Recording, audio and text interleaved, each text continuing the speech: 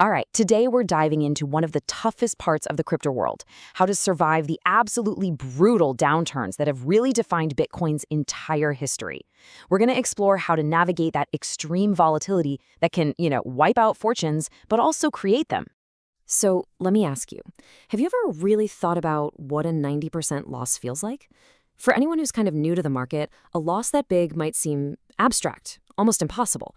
But for Bitcoin, it's not some hypothetical. It's a real, historical fact that has tested the conviction of even the most hardcore believers. To really get a grip on what it takes to stick around in this market for the long haul, we have to start by looking its violent past right in the eye. And I'm not talking about minor dips here. These are full-blown portfolio-destroying crashes. This one sentence, this says it all. It really captures the entire essence of Bitcoin's bear markets. There are no gentle landings, no orderly declines. History shows us that when Bitcoin finally hits its floor, it's usually at the point of maximum pain and just, total despair. I mean, just look at this timeline. It's basically the same story of boom and bust playing out over and over again. Back in 2011, it was this obscure thing for tech geeks that almost completely vanished. Then in 2014, you had the collapse of MT Gox, which was a huge exchange, and that just shattered everyone's confidence. The 2017 bull run, that's when Bitcoin went mainstream, but the crash that followed in 2018 washed out a whole generation of new investors. And of course, most recently in 2022, you had this mix of a tough economy and catastrophic company failures like FTX that kicked off the latest crypto winter. So the timeline tells us the story, right? But it's the numbers that show the true scale of the damage. So brace yourself, because these figures are pretty staggering. In 2011, down 93%. Just let that sink in for a second. That is an almost complete and total wipeout.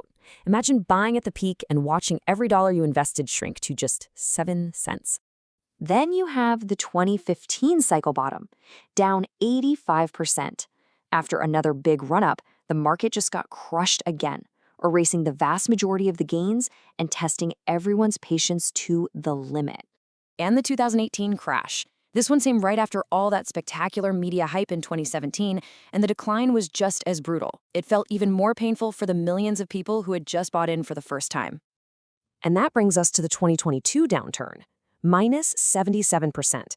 Now, while that might sound a little shallower than the others, it still wiped out over 3/4 of Bitcoin's value from its all-time high.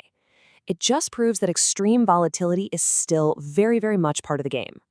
So the main thing to take away from all this is that these crashes aren't weird, unpredictable events. They're a recurring feature of this market. Now, sure, maybe with more big institutions getting in, the corrections will get a bit less severe over time, but history tells us that expecting deep, painful pullbacks is really the only realistic way to approach this. Okay, looking at numbers is one thing, but what does it actually feel like to be in the middle of one of those freefalls? And why are they so psychologically devastating for investors? The technical term for it is capitulation. And it isn't just a single day of panic selling. No, it's this grueling, soul-crushing process that drags on for months. It's that moment when the belief that, it'll come back, finally dies, and people sell just to make the pain stop. That is where market bottoms are truly forged. You see, the market just swings between these two powerful extremes. In the greed phase, everything's driven by hype, and it feels like the price can only go up. All the risks are just brushed aside. But then, in the fear phase, the whole mood flips. Every little rally gets sold into, bad news is everywhere, and that emotional exhaustion sets in, leading to that final act of giving up. So, okay, we've looked at the history, we've talked about the psychology. Now for the most important part. How do you actually prepare to navigate all this chaos and make it to the other side? This is the key mindset shift you have to make. The people who survive these crypto winters aren't the lucky ones. They're the ones who are best prepared. They don't rely on hope. They rely on a clear, predefined strategy. So what does that strategy actually look like? Well, a solid strategy is really built on 4 pillars. First, just assume volatility. You have to mentally prepare for a 70 or even 80% drop, because history shows it's absolutely possible. Second, anchor yourself to your long-term thesis. If you believe in the big picture, a crash starts to look more like an opportunity, not just a threat. Third, and this is so critical, you have to size for that tail risk. Your allocation has to be small enough that a massive drop doesn't force you to sell at the bottom. And fourth, differentiate. Learn how to tell the difference between a normal, cyclical crash and a situation where the fundamental story for the asset has actually broken. You know, it really all comes down to this. Your most important decision is made before you even buy. How much you decide to allocate determines whether you can ride out the storm.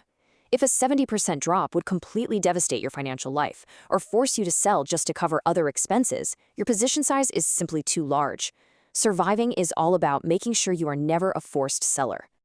So let's boil all of this down to the single most important idea for anyone who's thinking about investing for the long term. And this quote just illustrates the entire point so brilliantly. The Bitcoin network itself has proven its resilience time and time again. It's survived every crash and always gone on to new highs. But the individual investor, we're a lot more fragile. The real risk isn't that Bitcoin goes to zero. The real risk is that an unprepared investor capitulates at the absolute bottom. And that's the ultimate question you have to ask yourself.